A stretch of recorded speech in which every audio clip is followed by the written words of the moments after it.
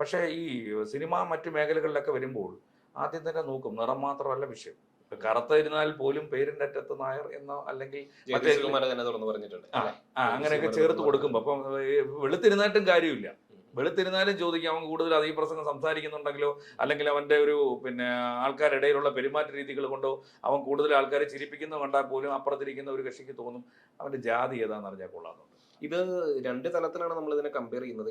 ഏതൊരു മേഖലയിലും ജാതി ഉപയോഗിച്ചുകൊണ്ട് റേറ്റിംഗ് നേടാനും പലരും ശ്രമിക്കുന്നുണ്ട് അല്ലെ. വേടനെ പോലെയും വിനായകനെ പോലെയുള്ളവരൊക്കെ. അല്ല, വേടൻ യഥാർത്ഥത്തിൽ ചിന്തിച്ച് വേറൊരു രീതിയിലാണ്. കാരണം അത് അവജ്ഞതയുടെ അങ്ങേയറ്റം എത്തിയപ്പോഴാണ് വേടൻ എന്ത് ചെയ്ത് ആ പേരെടുത്ത് ഉപയോഗിച്ചത്.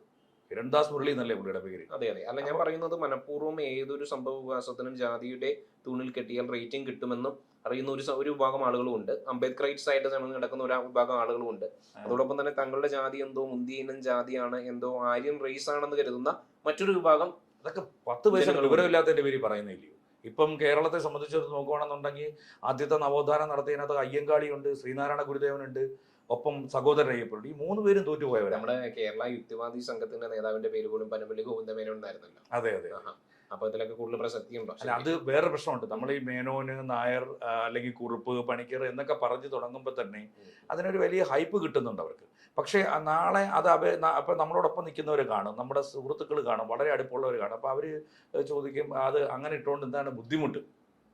കേരളത്തിൽ ഒരു റിവേഴ്സ് കാസ്റ്റിസം നടക്കുന്നതായിട്ട് തോന്നിയിട്ടുണ്ടോ? ഇപ്പോൾ കഴിഞ്ഞ ദിവസം പത്തനംതിട്ടയിലെ ഒരു UAE-യിൽ വർക്ക് ചെയ്യുന്ന, ഗൾഫിൽ വർക്ക് ചെയ്യുന്ന ഒരു സ്വദേശിനി വിമാനാപകടത്തിൽ മരിച്ചു. നമ്മുടെ ഗുജറാത്തിൽ വെച്ചാണ് എനിക്ക് തോന്നുന്നത്. ഉടനെ തന്നെ പലരും പറയുന്നു അവർ ഈ പറയുന്ന പോലെ അവരുടെ സമുദായത്തെ കളിയാക്കിക്കൊണ്ട്, അതും അവർ നായർ സമുദായത്തിൽ ജനിച്ചതാണ്, അവരുടെ സമുദായത്തെ കളിയാക്കിക്കൊണ്ട് അവരുടെ പൂർവികർ പണ്ട് ബ്രാഹ്മണർക്ക് കുനിഞ്ഞു കൊടുത്തിരുന്നവരായിരുന്നു.